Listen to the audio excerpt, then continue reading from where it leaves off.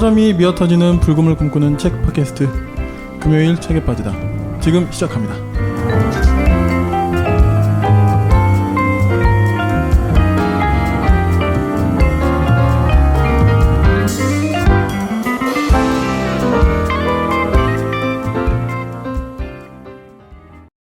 안녕하세요. 안녕하세요. 네, 소개해 주세요. 네, 문보영 작가님 만나고 온 제이입니다. 이야. 문보영 작가님 만나고 온 제이님과 함께 오늘 문보영 작가님 특집을 할 불금 PD입니다. 왜 이렇게 뜸을 들여? 네네. 네. 잘 지내셨죠? 네, 행복합니다. 이따가도 저희가 이제 이야기할 텐데 오늘 굉장히 오늘 제이님 기색이 좋아요. 밝은 기색. 밝은 기색. 기운 같은 건가? 이제 기분이 네. 좋아 보입니다. 아주 네. 지난주 토요일부터 좋습니다. 네, 그렇죠. 이게 왜 그러냐면 이제 저희가 아마 이제 이 뭐 제목이나 이런 걸 당연히 보시고 오셨기 때문에 짐작하셨겠지만 오늘부터 저희가 이제 할 특집은 그렇죠. 바로 누구시죠? 문보영 잠깐 해드려야 될 것 같아. 내가 하면 안 될 것. 이걸 뺏으면 안 될 것 같아. 네, 네. 문보영 작가님 특집이죠. 네, 오늘 저희가 문보영 작가님 특집으로 이게 사실 저희가 지난 시간에 한번 언급은 했어요. 그렇죠. 네, 저희끼리 막 이야기하다가 마지막에 언급. 문보영 작가님 그랬던 것 같아요. 그렇죠. 약간 문보영 작가님 이야기가 나와가지고 그럼 작가님 특집 합시다. 그래가지고 이제 그 다음 특집까지. 그렇죠. 정유정 작가님. 약간 정유정을 위한 네. 불금 PD님. 아니. 정유정 작가님 너무 하고 싶은데. 아닙니다. 이게 하드하니까 약간. 아니 절대 아니고. 던지신 걸 제가 받았습니다. 어쨌든. 문보영 작가님을 제가 먼저 이야기했고 그 다음에 정유정 작가님을 끼워넣었어요. 네. 보이는 라디오로 하고 싶네요. 아무튼. 그래서 오늘 저희가 문보영 작가님에 대해서 좀 저희가 또 알아볼 텐데요. 사실 저희 제이님이 문보영 작가님의 굉장한 팬이시고요. 네. 그래서 어디 가서 얘기하긴 좀 네. 왜냐면 더 팬인 분들이 많더라고요. 외워오시더라고요, 아예 책을. 외워온다고요? 네, 시를 외우고 막. 전 그만큼 외우진 못해도 그래도 하시는 모든 뭐 이력에 나와 있는 서비스나 또는 그런 이벤트를 웬만하면 다 참여하는 팬이다. 그렇군요. 그 정도. 네. 네. 저도 이제 이 특집을 준비하기 위해서 이제 작가님 책을 읽었잖아요. 일단은 이제 지금 저희가 다룰 책 2권, 신간 2권을 먼저 구하긴 했고 밀리에서제 제가 하고 있는데 거기에서도 이제 볼 수 있는 책이 있었고 뭐 그렇죠. 빌려오기도 해서 지금 제가 시집 2권 빼놓고는 읽다 보니까 다 읽었어요. 책기둥하고 배틀그라운드 시집을 안 보신 거죠? 예, 책기둥도 사실 가져오긴 했어요. 저 빌렸거든요. 네네. 근데 제가 시가 좀 약해요. 시에 대해서. 그래서 문보영 작가님이라서가 아니고 그냥 시가 시집을 오래 못 읽어요. 그럼 저희 한번 시특집 해야겠네요. 혼자 말 다 할 거예요? 아니요. 원래 한계를 뛰어넘어요. 네, 너무 잘 몰라서. 네, 그래서 시집은 제가 잘 못 읽었는데 시집은 뭐 네. 나머지 책들은 정말 재밌게 잘 읽고 왔어요. 최근에 영어로도 이제 출간되어서 네. 영어로? 네. 절찬리 판매 중에 있습니다. 아마존에서 사실 수 있대요. 그렇군요. 네, 여러분들 오늘 좀 각오하시고요. 들으시면서. 네. 오늘 TMI가 많을 거기 때문에. 네. 네. 잘 저를 조절해 주세요. 이게 또 근데 팟캐스트의 매력 아니겠습니까? 그렇죠. 자, 그래서 오늘 이제 문보영 작가님 특집이고요. 먼저 저희가 다룰 작품은 민음사에서 나왔죠. 어떤 작품이죠? 이거 뺐으면 안 돼. 모든 타이틀이 저한테 오는 거예요? 네, 일기시대입니다. 그게 제가 최근 얼마 전부터 이제 민음사 TV를 좀 보기 시작했거든요. 잘하셨습니다. 보니까 이제 김화진 편집자님, 네네. 그분이 약간 메인이잖아요. 약간 진행자 같은 포지션이죠. 네네. 이 매일과 영원 시리즈? 네. 이걸 엄청 계속 많이 소개를 하더라고요. 이번 시즌은 아예 이걸 처음부터 어떻게 만들고 네. 작가랑 협의하고 그 과정을 담으신 그러니까요. 거여서 네. 그래서 너무 좋았어요. 처음엔 매일과 영원이라고 그래가지고 뭔가 되게 막 어려운 막 그런 글 에세이 시리즈인 줄 알았어요. 매일과 영원 이래가지고 약간 무슨 영화로 따지면 안드레이 타르코프스키 막 이런 사람들의 영화 제목 같이 막 그럴 수 있겠어요. 네, 그런 느낌이어가지고 와 근데 진짜 네. 네, 그럴 수도 있겠네요. 왜냐하면 이거를 그 민음사 TV에서 소개할 때 네. 작가들의 작가론, 문학론이라고 얘기를 해서 맞아 그렇게 써 있더라고요. 네, 처음에 긴장한 사람들이 조금 계세요. 너무 막 엄청난 거가 엄청나게 나올 수도 있겠다. 그러니까 어려운. 근데 읽어보시면 물론 그런 작가론이 안 나온 건 아닌데 그걸 되게 에세이 톤으로 잘 맞춰서 내셔가지고 저는 근데 그런 의미에서 저 알아서 말할게요 그냥. 네. 제가 최근에 장르진 작가님 책을 한 번 더 읽었어요. 그 달까지 가자라. 네. 일의 기쁨과 슬픔 다시 읽으면서 좀 정리를 해봤는데 한 평론가가 한 말이 약간 가슴에 계속 남더라고요. 뭡니까? 비대한 자아를 넘어선 문학이 나오기 시작했다. 비대한 자아를 넘어선 작품들이 나오기 시작했다. 그러니까 너무 이렇게 자의식이 함몰되지 않았다? 자의식 어마어마한 거예요. 막 세상이 나다. 막 그러니까 물론 그런 저도 고전류를 좋아하긴 하는데 거기서의 자아는 사실 비대하잖아요. 그러니까 자기의 깨달음이 막 대미한. 좋아하지만 사실 읽다 보면 나는 그냥 하루하루를 살아가는데 뭔가 그 작품들에서는 세계의 발견 막 이런 단어들이 실제로 사용되고 실제로 그 글들의 대부분은 그리고 남성 작가들이 쓰기도 했고 그런데 이제 장루진 작가님의 작품을 이제 평론하시는 분들이 얘기하시는 게 비대한 자아가 없이도 이야기가 구성될 수 있고 그리고 독자와의 대화가 가능하고 시대를 담아낼 수 있다면 이라는 얘기들을 하셨는데 저는 그게 계속 생각이 나면서 제가 최근에 읽었던 에세이나 또는 이런 소설 또는 시인들의 특징이 물론 비대한 자아를 제가 아예 싫어하는 건 아니지만 약간 경쾌하게 일상을 살아가는 그런 톤이 좀 있는 것 같아요. 저도 동의가 되고요. 특히 지금 시대는 그런 작품들이 좋아지게 되는 그런 시대인 것 같다는 생각도 좀 드네요. 그렇죠. 네. 일단 그리고 근데 사실 이 모든 걸 압도하는 어떤 그런 작품이 있으면 아까 그런 자아식 충만한 막 무게 잡는 이런 소설이든 시든 뭐 에세이든 뭐 막 어쩔 수 없이 막 받아들이는 책이 있는 반면 그렇죠. 근데 사실 그렇게 쓸 수 있는 사람은 진짜 극소수의 천재들이잖아요. 근데 이제 이게 안 되는데 너무 그쵸. 거기에 막 몰두해 있는 거 정말 꼴보기 싫잖아요. 그렇죠. 네. 그래서 이제 그런 시대가 아니고 최악은 비대하게 쓸 수 있어요, 작가는. 근데 썼더니 서평들이 다 비대하게 자기의 막 과거를 소환시키는 게 사실은 조금 거북할 수도 있게 느껴질 수 있다면 예를 들면 매일과 영원 두 번째로 나온 게 뭐 같이 출간은 됐지만 오늘의 섬을 시작합니다. 강지혜 시인님이 이제 에세이를 내신 거거든요. 예, 그렇더라고요. 와, 그것도 정말 좋은데 내용은 이걸 소위 말해서 두 분 다 여성 작가가 쓰시기도 했고 이걸 남성 작가인데 나이대만 올라가도 충분히 소위 말하는 옛날 작품으로 끝나버릴 수도 있는데 그런 젊으면서도 여성 그리고 일상을 담아내는 방식을 소화해버리니까 근데 특징이 두 분 다 시인인 거예요. 그럴 때 나오는 그 뭐라 될까 경쾌함과 재미? 그렇지만 삶이 그렇다고 무난하진 않거든요. 그래서 저는 그런 측면에서 오늘의 섬을 시작합니다도 너무 재미있게 제주 여행하면서 읽었거든요. 일부러. 너무 좋았고 네. 당연히 뭐 문보영 작가님 일기 시대도 너무 적절했습니다. 요즘 시대. 그래요. 맞습니다. 저도 그래서 누군지 밝힐 수는 없지만 아주 그 거장이라 불리는 모 작가의 소설을 구했는데 읽다가 포기했어요. 옛날 얘기 너무 많이 해요. 누구예요? 편집하시면 되죠. 말할 수 없어요. 나 궁금한데. 안 물러나.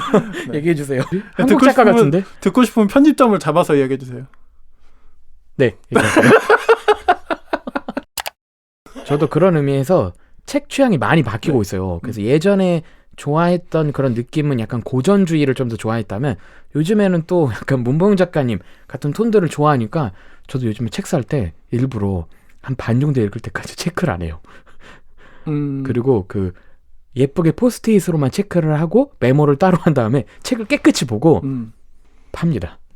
네. 근데 그 이유가 뭐 책값을 아끼려고는 아니고 제가 어느 순간 어떤 작품들은 예전에 좋아했어도 이제 못 읽게 되는 작품들이 있더라고요. 그래서 그런 건 굳이 뭐 읽을 필요가 없어서 그렇게 변하는 것 같네요. 네, 그리고 뭐 책을 파는 게 뭐 나쁜 일은 아니라고 생각해요. 네. 공간도 부족하고 그렇죠. 집이 뭐 100평 이상이 아닌 이상은 뭐 쟁여놓을 데도 없고 저는 이제 방에 책꽂이 하나 남았어요. 그래서 그 하나가 얼마나죠? 아니 별로 안 커요. 그냥 일반. 책꽂이. 네. 그래서 사람만한 사이즈. 네. 근데 저도 이제 좀 적응이 돼가지고 막 쌓는데 막 많이 못 가지고 있겠어요. 지금 아직 우리 시작도 못했는데 이제 시작을 해야겠네요. 네. 자, 그러면 이제 문보영 작가님에 대해서 본격적으로 좀 이야기 나눠보겠습니다. 먼저 작가님을 좀 간단하게 소개해드릴게요. 문보영 작가님, 1992년 제주에서 태어나셨습니다. 제주에서 태어나면 비행기 공짜예요? 그건 아니죠. 아니라고 아닐 텐데 네. 작가님 책 어디에 제 기억은 안 나는데 자기는 제주 가는 비행기 공짜라고 그러시던데. 그럴 리가 없지 않을까요, 우선은? 그 뭔가 다른 게 있지 않을까요? 그러니까 다른 게 있는 것 같아요. 그렇죠. 네. 네. 네, 부러워서 한 소리예요. 네. 제주 홍보 대사신가? 네, 죄송합니다. 좀 찾아봤어요. 제주 도민 할인이 있긴 하대요. 있죠. 그건 당연히. 네네. 그건 당연히 있고. 네, 계속할게요. 네. 네, 제주에서 태어나셨고 1992년생이면 지금 몇 살이죠? 지금 딱 30 되셨어요. 그래요? 한국 나이로 네. 30? 네. 저희님 같은 세대이신가요? 같은 연대입니다. 그래도 90년대생. 네. 진짜 89년생만 됐어도 진짜 아우 끔찍해서. 끔찍하다뇨. 아니 제가 좋아하는 작가님들이 90년대생이 꽤 많으세요. 뭐 요즘 네. 젊은 작가님들이 그래서 많이 나오시고 약간 동시대에 너무 기뻐요. 그렇군요. 네. 이길보라 감독님. 80년대에 딱 89년생만 됐어도 제가 그냥 코를 끼는 건데 네, 정말 너무 아깝네요. 네. 감사합니다. 감사하다고요? 그래서 이길보라 감독님은 사실 물론 네. 작품도 좋아하는데 너무 반가웠어요. 생각보다 90년대생이 별로 없더라고요. 근데 지금 왕성히 활동하고 계시고 또 최근에도 사회 비평학 책을 내셔서 그런 동질감이 있습니다. 90년대생이십니다. 알겠습니다. 고려대 교육학과를 이제 학사는 교육학과를 나오셨고 이것도 제가 어디서 봤는데 기억이 안 나요. 정확히 아마 고대 동대학원인 것 같고 국문학 석사를 수료하셨는지 모르겠는데 하여튼 국문학을 대학원에서는 국문학을 하셨대요. 2016년에 중앙신인문학상으로 등단하셨고요. 근데 사실 이 중앙신인문학상은 이제 등단을 하긴 했지만 더 큰 의미의 어떤 수상은 제36회 김수영 문학상 그렇죠. 수상이었던 것 같아요. 예. 잠시만요. 여기 보면 그래서 제가 궁금해서 좀 찾아봤어요. 당시에 그 발표한 그 민음사 블로그를 찾아가봤는데 그렇죠. 심사평이 있더라고요. 제가 한번 읽어드릴까요? 네. 이건 제가 찾았으니까 제가 읽어봐도 되죠? 네, 읽어주세요.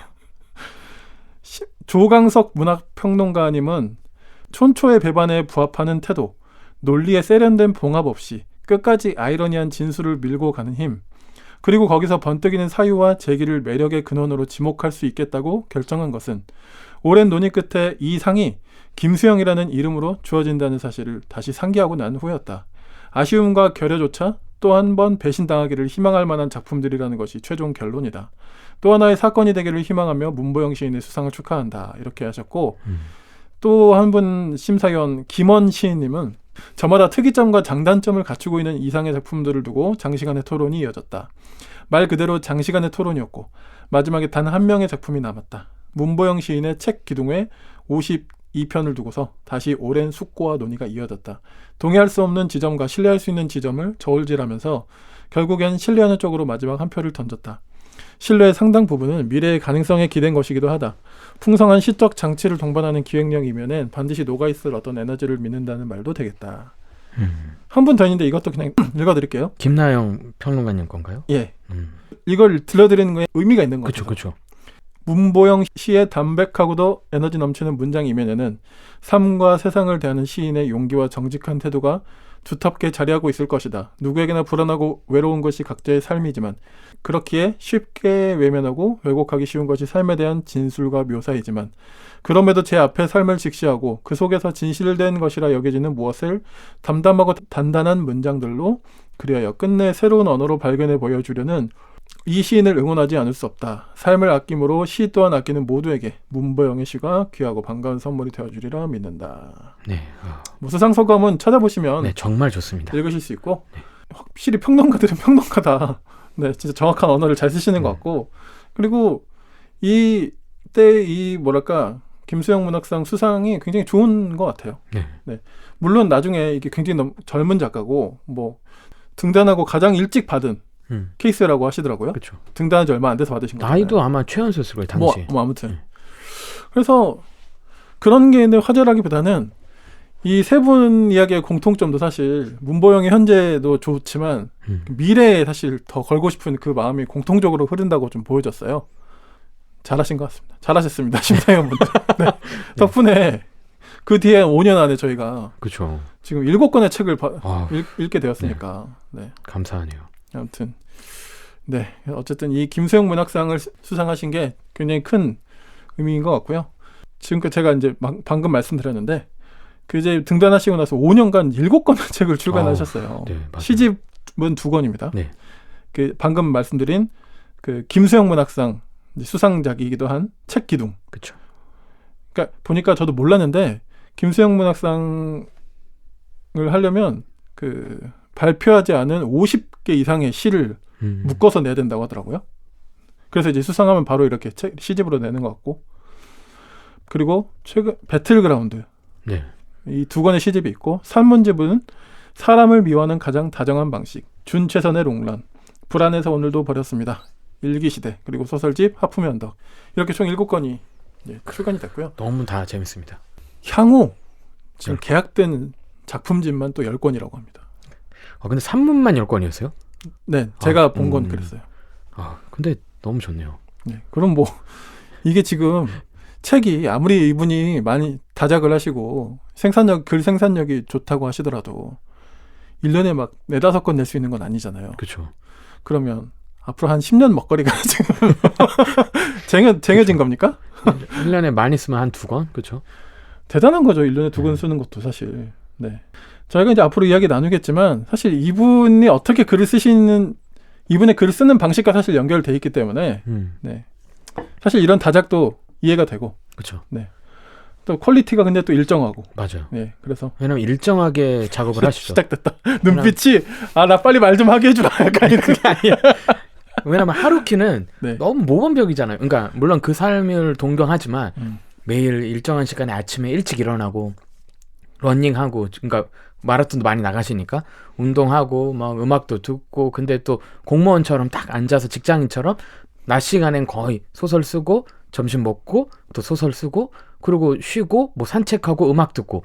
근데 문봉인 작가님은 약간 다른 톤으로 하루키 같은 건 뭐냐면 새벽에 잠을 잘 못 주무세요. 그렇지. 불면증 때문이라고는 하는데 네, 그래서 수면제도 드시긴 해도 이게 잠이 워낙 안 드니까 그냥 그 시간 최소 새벽 1시부터 5시까지는 업무 시간으로 생각을 하시고 앉아서 책 쓰고 일기 쓰고 계속 작품 활동을 하시기 때문에 소위 말해서 하루에 5시간을 거의 글 활동을 계속 하시는 거죠. 그러니까 계속 작품이 나올 수밖에 없습니다. 그러니까 이게 다른 성질의 그렇죠. 성실함이 있는 거죠. 그렇죠. 네. 그렇죠. 저도 그렇게 생각이 들고, 그리고 진짜 이 녹음일 기준으로 얼마 전에 작가님을 뵙고 오셨다고요? 네. 저 뵙고 왔습니다. 네. 썰 한번 나눠주시죠. 네. 좋습니다. 지금 저희가 6월 9일인데요. 6월 5일 날 4일 됐네요. 6월 5일 날 네. 지금 6월 한 달 동안 이게 업로드 언제 되죠, 저희? 다음 주. 그렇죠. 그럼 알 수 있겠네요. 네. 6월 한 달 동안 망원역 근처에 있는 작업 책방 씀이라는 공간이 있어요. 그러니까 서점 겸 이렇게 작가님들이 이제 상주하시는데 거기서 한 달 동안 뭘 하냐면요, 약간 작가들의 책상을 이렇게 전시를 해요. 그래서 문보영 작가님이 6월에 작가가 돼가지고 이제 문보영 작가님 브이로그도 하시거든요. 거기에 나와 있는 그 책상의 아이템들을 한쪽 책상으로 꾸며놓고 문보영 작가님이 쓰신 책 그리고 추천하는 책들도 구입할 수 있고요. 그 다음에 이틀 동안, 그러니까 2일 동안 머무셨는데 6월 5일하고 제가 알기로는 6월 25일 날 머무실 예정이에요. 그러면 이제 6월 25일에는 이제 북토크도 있는데 하여튼 6월 5일에 그래서 저 찾아갔죠. 지금 광고 하시는 겁니까 그러면? 네네. 여러분 찾아가 주세요. 네. 네. 그래서 그 공간 자체가 이제 소위 말하는 문보영의 방처럼 이렇게 꾸며져 있어서 너무 떨리는 마음으로 그날 엄청 일찍 일어나서 샤워하고. 작가님 에세이를 읽어보시면 아시겠지만 작가님의 방을 구해놨다는 게 되게 큰 의미예요. 그렇죠. 네, 저도 알고 있습니다. 그래서 거기서 말심로도 있고요. 말심로는 이제 네. 일기시대를 읽으셨거나 브이로그를 보시는 아실 존재죠. 네. 그래서 인사 드리는데 너무 떨려서 네. 바들바들 떨다가 네. 그렇지만 이미 책방에 들어갔는데 너무 좁아서 제가 도망칠 수가 없었습니다. 그래서 진짜 손 선풍기로 한쪽에 앉아서 네. 열을 최대한 식히고 가서 사인을 받아왔습니다. 잘하셨습니다. 행복하네요. 네. 그리고 약속이 이어서 있었는데 네. 약속 가서 1시간 동안 말을 제대로 못했어요. 이게 정신이 나가 있어가지고. 다른 분하고 약속을 갔는데 네네네. 친구들하고 만났는데 때렸다고요? 네. 그래서 무슨 일 있냐 그래서 네. 엄청난 일이 있었다. 네, 알겠습니다. 여러분 꼭 다녀오세요. 거의 지금 아미가 BTS를 영접하는 약간 거의 그런 느낌이에요. 근데 왜냐면 저는 문보영 작가님이 하는 웬만한 이벤트를 다 참여를 했던 것 같아요. 그러니까 뭐 오프라인 북토크까지는 아닌데 네. 일기 딜리버리 서비스 그것도 한 2, 3회 했었고요. 네. 콜링 포엠 제가 당첨됐었습니다, 여러분. 자, 이제 저희가 조금씩 문보영 작가님에 대해서 좀 알아볼 텐데요. 지금 이야기하신 이 내용들이 굉장히 중요한 이야기들인데요. 그쵸. 네, 차근차근 네. 다시 좀 풀어드리겠습니다. 네. 네. 흥분되네요. 뭐 저는 좋아요. 네. 저는 좋아서. 네. 오늘 제이님이 많이 썰 풀어주실 거라서. 네. 네. 여러분 6월 한 달 동안 작업 책방 네, 꼭 가주세요. 오디오 비는 틈을 놓치질 않으시는구만. 자, 오늘 문보영 작가님을 좀 소개하는 데 있어서 제가 지난 몇 회하고는 조금 다른 접근을 좀 취해봤습니다. 키워드로 좀 이분에 대해서 정리를 해봤고요. 이거 약간 시스터후드 따라한 것 같아서 좋네요. 뭐요? 시스터후드라는 그게 팟캐스트가 뭐예요? 뭐야 그럼 안 들 텐데 왜? 나름 이게 활동 잘하시는 네. 네. 아, 들어본 적이 없어가지고. 네. 컨텐츠 만드는 법의 네. 저자도 거기서 활동하고 계시는데요. 아, 그래요? 소위 말하는 여성이 등장하거나 여성이 만든 이런 작품들을 소개하기도 하고 인터뷰도 하시는 팟캐스트인데요. 거기서 약간 키워드로 뽑아서 뭐 예를 들면 영화를 요약하기도 하고 책을 요약하기도 하고 여성 배우를 요약하기도 하는데 전 거기서 정말 따오신 것 같아서 얘기를 하고 있습니다. 그렇군요. 네. 네. 근데 뭐 거기만 하는 형식이겠습니까? 굉장히 그쵸, 보편적인 방법인데. 네. 알겠습니다. 들어본 적이 없어가지고. 네. 전 잠깐만 드는 것 같아요. 편집할 때만. 네. 자, 첫 번째 키워드는요. 제가 시인. 그렇죠. 네. 저는 뭐 이 팟캐스트를 만들면서 소설가 분들은 좀 만나봤지만 시인은 아직까지 못 만나봤어요. 네. 어쨌든 이제 시인으로서 먼저 데뷔를 하셨잖아요. 근데 이 일기 시대에 보면 이분이 시를 어떻게 쓰게 됐는지 이 계기가 또 이 에세이로 잘 구성이 돼 있어요. 맞아요. 2부에 보니까 네. 시인기 1, 2, 3 네, 거기 보니까 이렇게 나와 있거든요. 뭐 이걸 제가 다 뭐 소개해드리거나 이러면 또 너무 직접 읽어보시는 게 가장 좋고 네네. 네. 그러니까 처음부터 이분이 나는 문학을 하겠어 이런 꿈을 가지셨던 건 아닌 것 같아요. 맞아요. 실제로 대학 학부 과정도 교육학과를 나오셨고 그러니까 교생 실습 이런 것도 다 하셨더라고요. 그렇죠. 네. 그러니까 이게 이분의 에세이를 다 읽어보니까 자기 얘기들이 다 흩뿌려져 있어요. 약간 퍼즐을 맞추는 느낌이기도 했어요. 네. 너무 군데군데 네. 이렇게 다 흩뿌려져 있는데 그런 것들을 좀 종합해 보면 처음부터 시인이 되고자 뭐 이런 욕망이 있으셨던 것 같진 않아요. 그렇죠. 그 어렸을 때 책을 막 엄청 좋아한 것도 아니고 뭐 그런 느낌도 아니기도 하고요.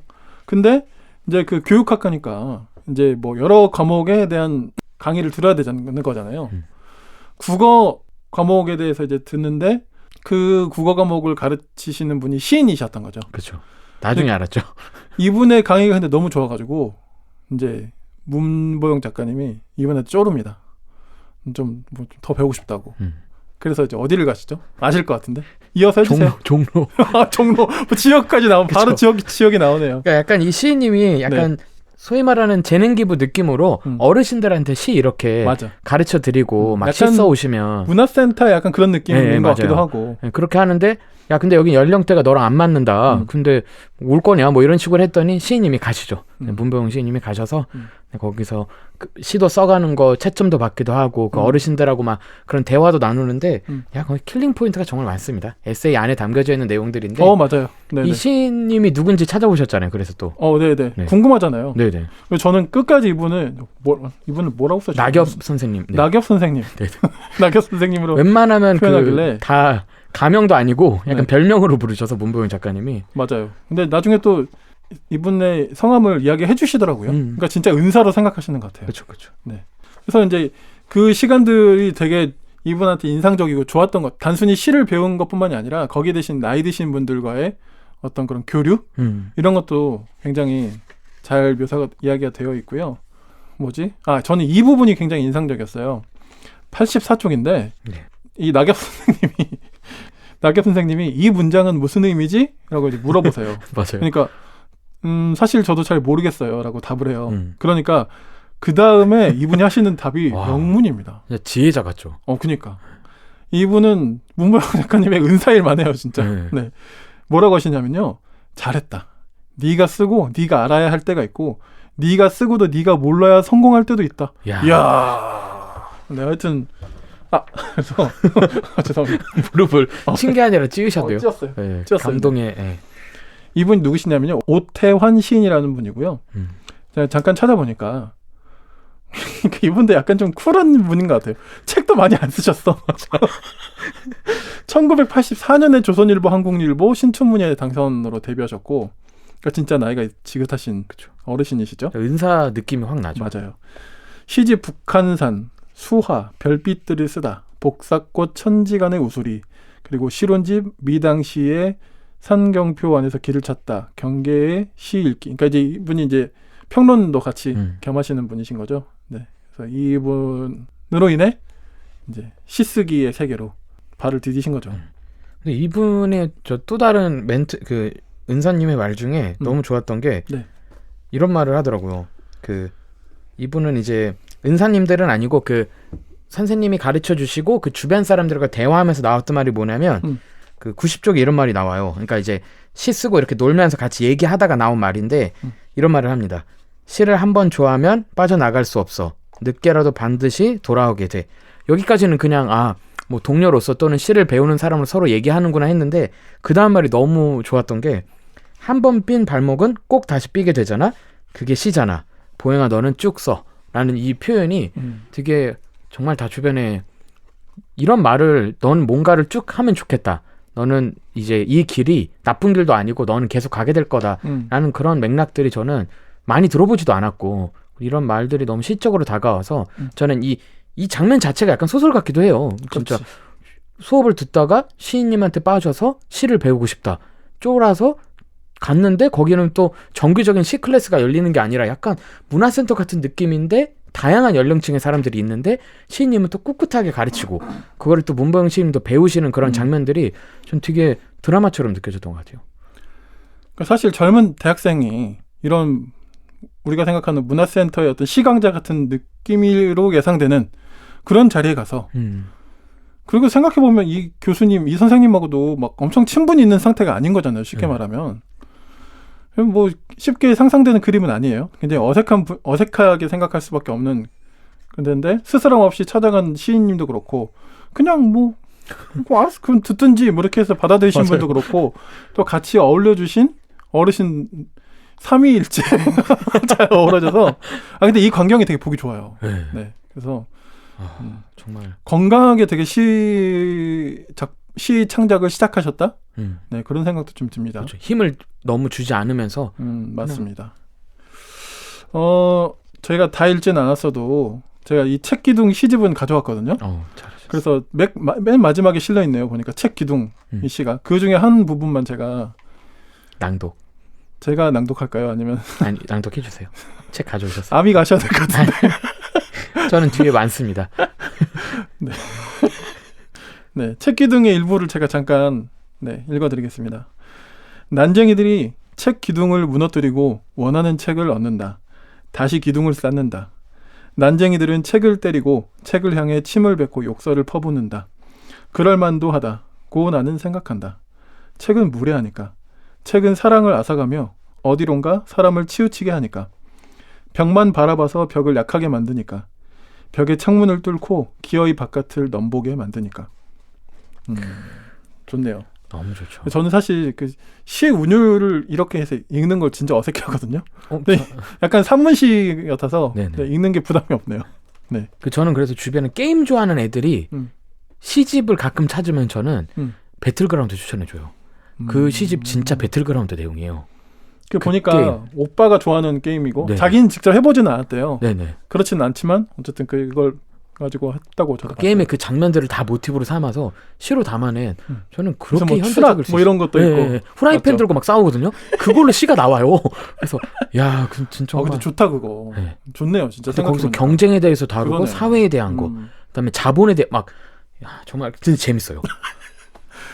네, 지금 여러분은 아미 문보영 작가님의 아미 여러분 게임을 좋아하셔서 제이님의 이야기를 듣고 계십니다. 게임을 좋아하시면서 시집도 읽어보고 싶으면 배틀그라운드. 근데 좋은 접근인 것 같아요. 청소년들에게 시를 권할 때 게임에 빠져 있는 게임을 좋아하는 다들 게임 좋아하니까 사실 그쵸. 네 알겠습니다. 네. 역시 교육학과 출신이라 그러신지 소재를 잘 교육적으로도 의미 있게 네. 작품을 쓰신 겁니까?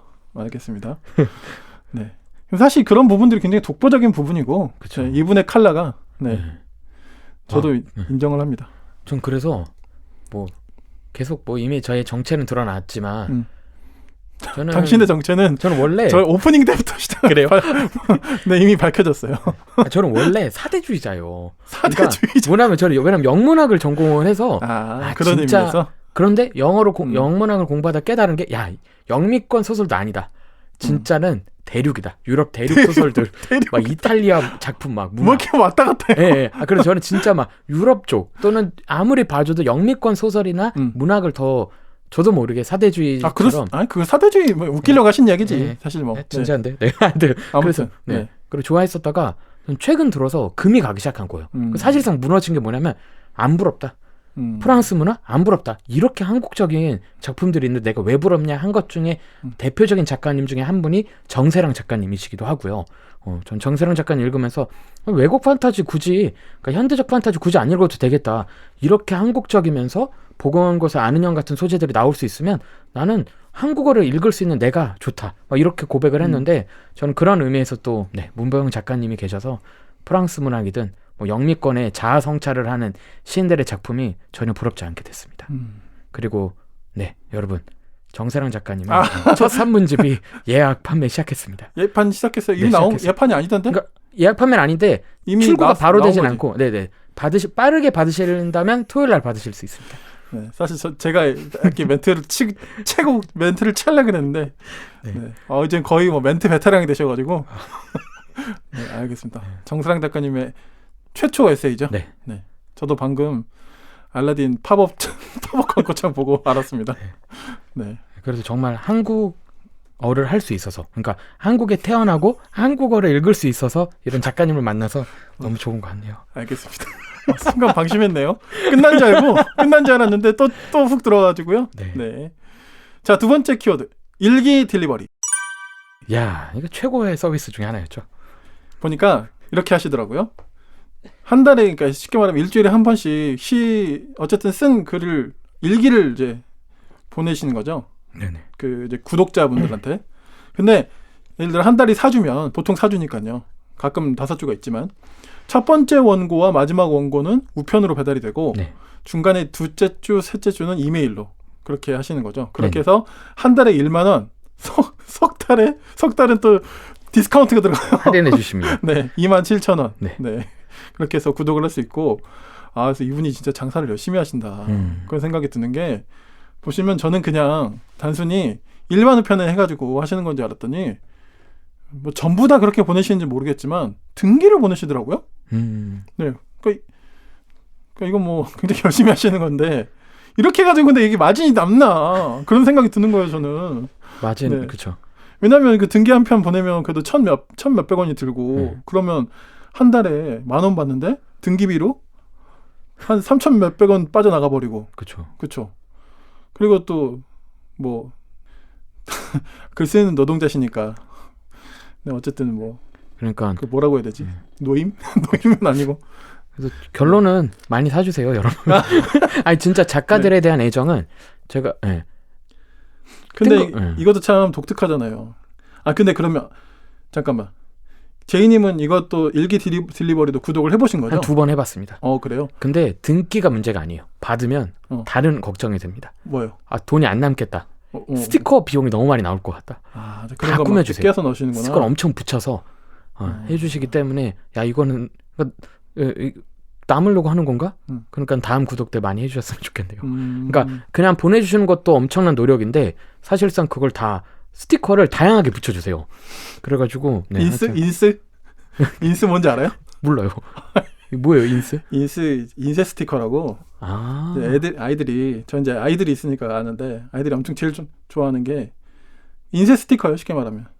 그래서 아마 인스를 하시는 거겠지. 네. 그게 뭐예요? 그냥 인쇄 스티커예요. 그러니까 시중에 파는 게 아니고 자기가 이렇게 뭐 디자인을. 그러니까 그게 이제 이미 여러 가지 기성으로 그것도 나와 있긴 한데. 그러니까 커스터마이즈해서 만들어내는 뭐 거. 일종의 그런 거기도 하고. 근데 약간 약간 스티커를 모으시는 걸 좋아해서 외국 뭐 나중에 태국 가는 얘기도 나오기는 하는데 여러 군데서 스티커를 이미 판매 중인 걸 사셔서 그걸 자기 기분에 따라서 막 붙여서 보내주세요. 근데 그럼 이게 손편지를 쓰시는 거예요? 복사겠죠? 그래도? 네, 손편지 하나 쓴 걸로 이제 복사해서 보내주세요. 다행이다. 처음에 하시려다가 설마 손으로 다 쓰셨을까 싶어가지고. 아유, 큰일 납니다. 그러면 이제 진짜 마진 안 남고 손목 나가고 10만 원씩 받아야죠. 터널 증후군 막 생겨버리고 이러니까. 저도 원치 않습니다. 그 정도. 네, 아미들은 원치 않습니다. 작가님. 이 정도면 딱 최고입니다. 네. 근데 이 일기 딜리버리를 하시게 된 이유는 어떤 거죠? 이 작가님이?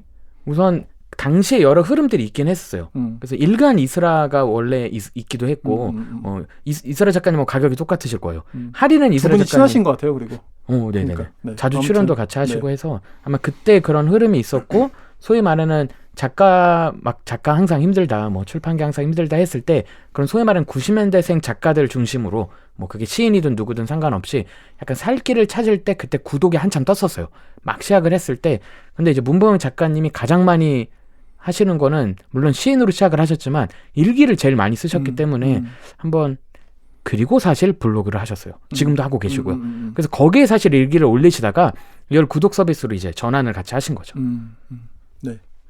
어쨌든 이걸 뭐 경쟁력이라고 말하면 좀 너무 그렇긴 하지만 어쨌든 직접 써서 우편으로 보낸다는 건 되게 신박하고요. 네. 그리고 이름을 고를 수 있습니다. 그게 무슨 말이죠? 제 이름으로 안 올 수도 있어요. 별명을 불러달라고 하면 별명으로 써주세요. 또 별명 지는 거 굉장히 좋아하시니까. 네네. 제가 아마 두 번째 별명이 뭐 너무 받아서 영광입니다 님이었을 거예요. 그러니까 뭐든지 가능해요. 그러니까 이분은 또 장명에 대해서도 네. 굳이 남들이 생각하는 센스에 구애받지 않으시는 것 같아요. 네네. 네. 그게 굉장히 재밌고. 그렇죠. 뭐 열어보지 마 님도 있어요. 근데 사실 이런 걸요. 뭐랄까 이런 캐릭터가 아닌 사람이 막 하면 되게 주접스러워 보일 수 있거든요. 그렇잖아요. 제가 뭐 예를 들어서 막 제이님한테 하여튼 뭐 그런 거 뭐 열어보지마님 뭐 영광입니다님 뭐 이렇게 하면 이상하잖아요. 지금 표정도 되게 이상해요 지금. 근데 이 작가님이 하시면 이상하지가 않아. 좀 신기해요. 작가님은 그 나중에 소설 얘기할 때도 나오겠지만 이미 소설처럼 살고, 그러니까 세계관이 확실히 있으세요. 그러니까 자신의 색깔과 뭘 좋아하고 싫어하는 거, 그리고 가끔 이해할 수 없는 거에 대한 저는 자기 긍정이라고 보는데 그게 있는 상황이니까 그런 놀이 자체도 그냥 어색한 게 아니라 그냥 문보영 작가님스러운 게 되는 것 같아요. 색깔이라고 해야 될까? 그리고 이제 보니까 제가 작가님의 어떤 앞으로는 어떻게 될지 모르겠지만 작가님의 실제 어떤 수입원 중에서도 가장 큰 비중을 차지하셨다고 하더라고요. 그러니까 이제 관심 있는 분들은 진짜 뭐 여름에 다시 시작한다고 하시니까 네, 해보셔도 좋을 것 같고 저도 살짝 좀 호기심이 좀 있어서 저도 또 구독 서비스 굉장히 좋아하지 않겠습니까? 지금은 그래도 OTT 많이 줄였는데 네 아무튼 좀 궁금하긴 해요. 네. 편지를 실제로 배달돼서 받는 느낌은요. 저는 사실 태어나서 군대 빼고는 처음이었어요. 그렇죠. 사실 다 그렇죠. 그래서 그게 너무 좋았기 시대에, 때문에. 네, 맞아요. 그리고 중요한 거는요. 문보영 작가님이 생각한 일기가 무엇인지를 아는 게 굉장히 중요한 것 같다는 생각이 들더라고요. 반디앤 루니스 블로그에 보니까 작가님 인터뷰가 실려있길래 거기에 나와 있는데요. 이렇게 이야기하셨어요. 일기가 자기 이야기만 하는 장르라고 생각하지는 않아요. 제게 일기는 오늘 있었던 일을 기록한 글이 아니라 장르가 정해지지 않은 글이에요. 라는 이야기를 하셨는데 작가님을 이야기하는 가장 중요한 포인트라고 생각합니다. 그렇죠. 네. 그러니까 아까 좀 경계선이 의미가 없다고 그랬는데 시와 에세이, 뭐 소설의 경계가 사실 무의미한 거예요. 말 그대로. 진짜 이분은. 네. 오늘은 시를 써야지 이렇게 시작하시는 분이 아니라는 거죠. 맞아요. 오늘도 글을 쓰는 거예요. 이분은. 그냥. 그게 다 쓰고 나면 시가 될 수도 있고 그냥 어떤 에세이 같은 글 한 편이 될 수도 있고 소설이 돼버릴 수도 있는 거죠. 그렇죠. 네. 정말 장르에 갇히지 않는다. 그렇지만 그렇다고 그게 뭐 너무 수준이 낮거나 또는 가볍게 쓴 게 아니라 정말 장르 없이 노시는 걸 알기 때문에 저는 그래서 뭐 일기시대라는 이 에세이 자체도 사실 많은 분들이 처음에 헷갈리셨던 게 일기, 에세이, 문학, 뭐 작가론 이런 거 혼동될 수 있는데 한 제가 보기엔 두세 꼭지만 읽어보면은 딱 느낌 올 거예요. 그냥 문보영 작가님이 쓰시는 그냥 글이다. 그러니까 그런 우리가 소위 알고 있는 그런 장르적 구분을 넘어서되 그렇지만 그 안에서 충분히 그 놀이로서 지켜야 될 규칙이 또 충분히 지키시기 때문에 좀 그런 의미에서 약간 안전한 놀이같이 글을 쓰시는 것 같아요. 그러네요. 네. 그런 의미에서 아까 저희가 이야기했던 그 믿음사의 매일과 영원 시리즈의 첫 번째 작품으로 굉장히 되게 좋은 탁월한 선택인 것 같다는 생각이 드네요. 네. 자, 세 번째 키워드. 나왔네요. 콜링 포엠. 최고입니다. 저는 네. 이게 뭐냐면요. 이분이 이제 밤 10시에 독자들에게 전화를 걸어서 신작의 시를 들려주는 어떤 이벤트 같은 거죠. 그쵸, 작가의 랜덤으로. 랜덤 이벤트고 이제 SNS에 미리 공지를 하시는 거예요. 네. 그래서 이제 미리 신청을 받아서 이제 밤 10시에 이제 하는 건데 자, 여러분. 이거는 제가 설명해 드릴 필요가 없습니다. 지금 여기 아미가 있어요. 당사자가 있습니다. 이분이 일기 CD 209쪽에 211쪽. 네. 211쪽에 나오시는 분이에요. 네. 직접 이야기해 주시죠. 접니다. 네. 소개해 주세요. 네. 우선 어떻게 말해야 될까? 논리가 무너지네요. 네. 논리가 무너지네. 아니, 저는 그냥 사람이 살면서 뭐 아날로그를 좋아하든 안 좋아하든 상관없이 전화 통화에 대한 그런 향수가 있거든요. 그러니까 또는 환상이 있을 수도 있고. 근데 저는 시인님이 전화로 시를 읽어준다? 그리고 대화를 나눌 수 있다는 것 자체를 저는 사실 그냥 이벤트구나 했는데 전 그렇지만 신청을 했죠. 그날 이제 그 전에 신청을 해놓고 사실 안 될 걸 확신하고 있었습니다. 경쟁률이 엄청 날 거니까. 그래서 그냥 저는 한 방에서 그냥 조용히 잠이나 자야지라는 마음이 사실 90이 넘었고. 그리고 사실 보통 우리가 그런 이벤트를 신청하면 안 될 거 알면서도 하는 거죠, 사실. 그쵸. 네. 안 될 것 같아. 난 이런 게 돼본 적이 없어요. 맨날 이런. 저는 운이 안 좋은 그런 사람이었어요. 사람들이 보통 그렇게들 이야기하니까. 저는 이제 그 이후로는 그 말을 하지 않습니다. 운을 다 받아서. 근데 네. 그래서 저는 가만히 있었는데 10시가 넘어갔고 난 아닌가 보다 이러고 다른 이제 그냥 소위 말해서 잠 안 자고 그냥 아무 행동이나 하고 있는데 211쪽에 자세히 설명은 돼 있는데 요약하면 전화가 왔고요. 근데 이게 또 재미난 게 그냥 전화를 하시지 않아요. 그럼 그 원래 컨셉은 공중전화에서 하시려다가 밤 10시 하면 너무 무서우니까 집에서 지역번호 뜨고 이러냐? 집에서 하시긴 했는데 그 발신자 제한을 걸고 하신 거예요. 그러니까 약간 그 느낌을 살리기 위해서. 아무튼 네. 안 끊을게요. 죄송합니다. 아니, 끊으셔도 돼요. 그렇게 뭐 하는 거야? 지금 그런 표정이셨는데? 아니에요. 네, 그래서 발신자 제한 번호로 와서 저 원래 그런 전화를 받지 않지만 느낌이 왔죠. 이거 혹시 그럴까?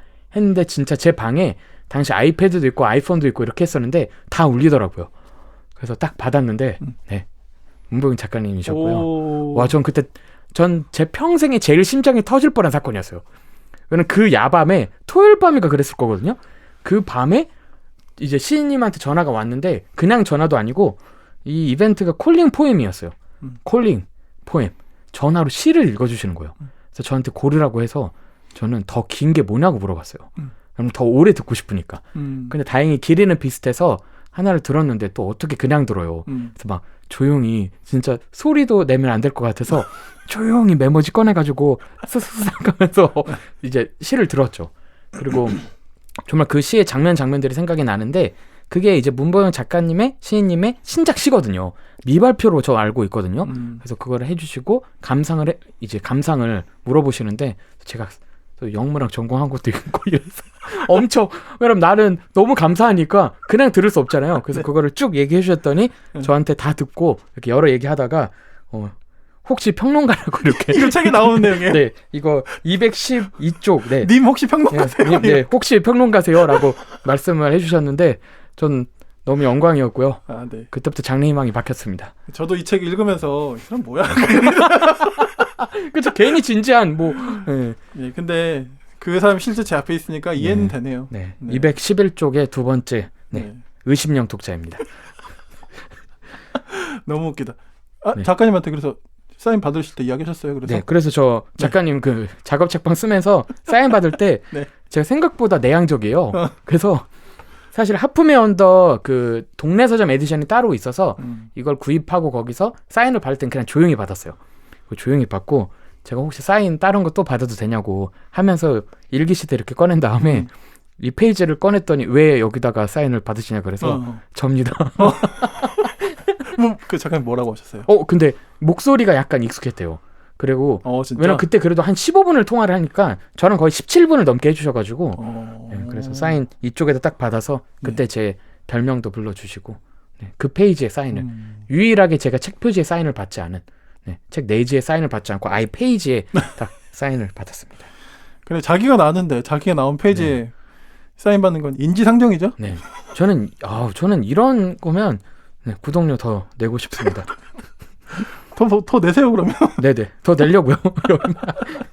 아 근데 굉장히 네, 재밌네요. 네, 이 굉장히 독특하잖아요. 이분의 작품을 읽어보면 이분이 그렇게 외향적인 분이라고 생각이 절대 들지 않아요. 전혀 그런 분이 네. 아니신데, 근데 그러니까 자기의 성격에 기반한 이벤트가 아니고 진짜 독자들이 고마워서 그쵸 이 시를 진짜 같이 그냥 나누고 싶어서 못 만나니까 이걸 하는 거잖아요. 코로나 때문에 만나기도 어려웠고 그러니까, 그리고 또 하나는 그런 얘기를 하셔요. 자기는 원래 되게 재미없고 말도 잘 안 하고 이러는 성격인데 이런 그래도 독자에 대한 고마움도 있고 그 다음에 제가 보기에는 놀이로서 생각하시는 것 같아요. 안전한 놀이로서 만들어 놓고 그냥 아무한테나 전하면 되게 어떤 반응이 올지 모르지만 독자한테 신청을 받아서 이런 우린 콜링 포엠이라는 네. 놀이를 할 겁니다. 그러면 우린 다 안전한 놀이에 참여를 하게 되잖아요. 그러니까요. 그래서 참 그러니까 이게 또 문보영 작가님 같은 분들이 하시니까 굉장히 안전한 이벤트고 또 소통이지만 네. 뭐 저희 같은 사람들이 콜링 팟캐스트 해가지고 전화 걸면 바로 신고당하죠? 네. 신고하겠습니다. 죄송합니다. 네. 네. 사실 전 그래서 책을 안 읽는 사람들이 많이 생긴다 뭐 이런 얘기들도 있는데 저는 뭐 아까 말했던 CJ 배틀그라운드도 그렇고 이 일기 딜리버리 서비스나 또는 일기시대 작품도 그렇고 하품의 언덕이 단편집이잖아요. 근데 그런 작품들 몇 개를 봤을 때는 저는 이거 충분히 드라마나 또는 엄청나게 재미있는 어떻게 보면 글로써 다가갈 것 같아요. 그런 이벤트도 그렇고. 그래서 저는 충분히 더 많은 독자들이 알아볼 거고 독자를 만들 수 있는 장르인 것 같아요. 문보영 작가님이라는 장르 자체가. 네. 금요일 밤에는 모두 책에 빠져봐. 풍부한 지식은 오늘 우리의 사냥감. 더 나은 세상이 다가오기를 바라는 그대가 이 시대의 진정한 철학자. 네 번째 키워드입니다. 불면의 밤. 네. 이분이 이제 독특한 어떤 아까 잠깐 언급드렸지만 하루키 같은 스타일의 과는 굉장히 다른 성질이라고 이야기하고 싶어요. 그렇죠. 다른 성질의 성실함이 있으신데 어쨌든 그런 루틴이 생기기까지는 여러 가지 우여곡절이 있으셨던 것 같고 밤 12시부터 5시 사이에 네. 잠을 이루지 못하다가 제가 볼 때는 그 시간을 결국 뭐 글도 쓰고 책도 보고 하면서 그 시간을 그렇게 약간 굉장히 외로운 시간일 수 있잖아요. 그 시간을 어쨌든 자기 창작의 굉장히 중요한 시간으로 결국은 삼아버리신 작가님이신데 또 이야기를 좀 들려주시죠. 네. 사실 그러니까 이분은 네. 5시에 자서 한 오후 정오쯤 일어나시는 거겠죠? 그렇죠. 네. 그래야 활동이 가능하기도 한데 이건 뭐 해결하시려고 막 수면제도 드시고 종종 드시고 하는데 안 당연히 고쳐지고. 처음에는 그러셨을 것 네네. 같아요. 네. 그렇죠. 뭐 현대인의 병 중에 하나도 뭐 불면증이다라고 할 만큼 사실 잠을 못 이루는데 특별히 작가님은 더 그게 좀 심하셨고 처음에 그게 고민이 되고 그리고 삶의 루틴이 아예 좀 망가지셨대요. 그래서 약간 다음 얘기할 내용하고도 이어지는데 그리고 당연히 늦게 일어나는 게 막 유쾌하게 막 건강하게 일어나는 느낌보다는 못 자서 늦게 일어나는 그런 삶이 계속 이어지는데 그래도 그 안에서 루틴을 찾고 조금 그래도 자기 삶의 방향을 잡으려고 나름 작업 활동 그리고 막 구글에서 뭐 전 직원에게 준 뭐 그런 알람 시계 있거든요. 그런 시계 같은 형태 구글 시계라고도 불리는데 타이머 그래서 그런 것도 사용을 하시면서 작품 활동도 하시지만 그걸 또 찍어서 자기의 일상을 브이로그로도 계속 올리세요. 그래서 어떻게 보면은 그런 불면증을 해소한 건 아니지만 불면증과 함께 살아가는 법을 이제는 좀 습득을 하셔서 그 시간에 되게 익숙하게 여러 활동들을 하시는 것 같아요. 그래서 아까 말한 콜링 포엠에서도 마지막 멘트 중에 하나가 그거였어요. 몇 시쯤 주무시나요? 물어보시더라고요. 이게 공통 질문이었는데 그래서 뭐 저는 뭐 2시쯤 잡니다 이렇게 말씀드렸더니 아마 저는 자지 않을 것 같으니까 혹시 잠 못 드신다면 어딘가에서 문보영 작가는 안 자고 있겠구나. 누군가는 안 자고 있겠구나. 저도 그 부분 읽었던 기억이 납니다. 그러면서 인사를 해주셨는데 되게 약간 먹먹하면서도 근데 종종 생각나요. 그래서 이게 잠이 좀 안 올 때 왜냐면 이 시간에 잠을 안 잔다라는 게 사실 막 친구한테 연락하고 이러기는 어려운데 문보영 작가님 브이로그나 글들에서는 나도 그 시간에 있다라는 게 현대인들에게 딱 맞는 그런 느낌도 있는 것 같아요. 그런 습관들이나 어떻게 보면 병하고도 어떻게 보면 작가님의 방식대로 정면 돌파를 했다는 생각도 좀 들어요. 네. 밤에 이 시간대 잠을 못 자는 게 사실 보통 일이 아닌 거예요. 저는 그러니까 뭐 가끔 놀다가 옛날에 올라이트 하고 뭐 이런 그쵸. 게 있거나 이 정도 잠을 못 자려면 진짜 막 극심한 스트레스가 있거나 그렇죠? 아니면 뭐 진짜 막 불가피한 일이 있지 않은 이상은 밤 새벽을 6시까지 통째로 못 자는 건 굉장히 어떻게 보면 심각한 일인데 나름대로의 글쎄요 뭐 해결책을 찾았다는 말보다는 그냥 자신만의 정면 돌파를 하신 게 아닌가 그런 생각도 좀 들고요. 그래도 요즘에 조금 다행인 게 윤고은의 EBS 북카페라는 그 라디오가 있어요. 그 프로그램이. 네. 거기에 금요일마다 가세요. 그래서 그게 몇 시에 하는 건데요? 그게 제가 알기로는 낮인가? 낮 12시쯤인가 할 텐데 네. 그것 때문에 그날 좀 일찍 일어나신대요. 그래서, 오케이 무슨 말인지 알겠다. 예, 네. 좀 다행이라고 네. 생각이 들고요. 네. 그래서 막 고민하다가 이제 일기시대도 나온 얘기긴 한데 체념 증후군 관련 다큐멘터리도 보세요.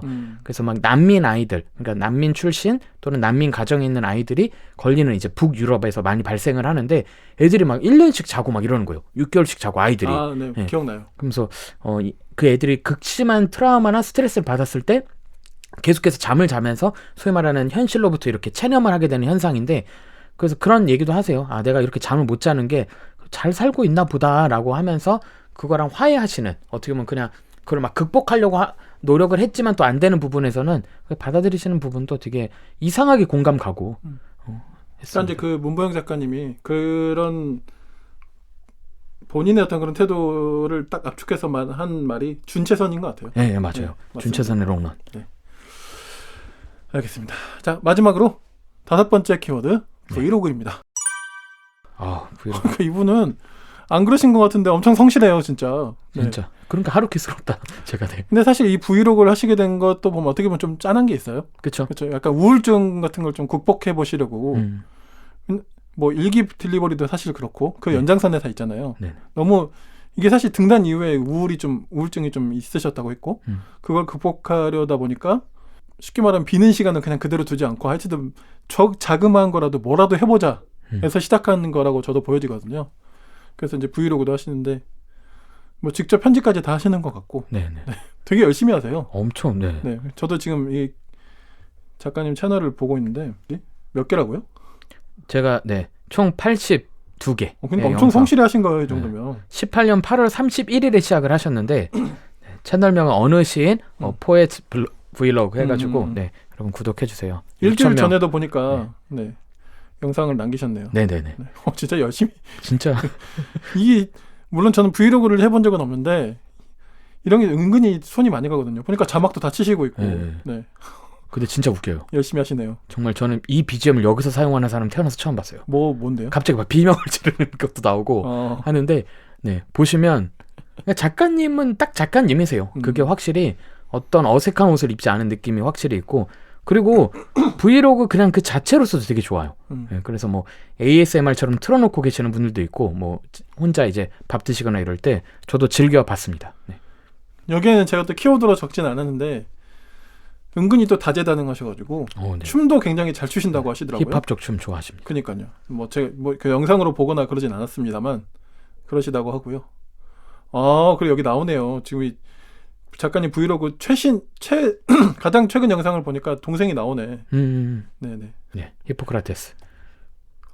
똑같이 생겼는데? 네네. 그분이 더 새 거가 동생. 네. 이러다가 다둥이로 하시는 거 아니에요? 맞습니다. 네.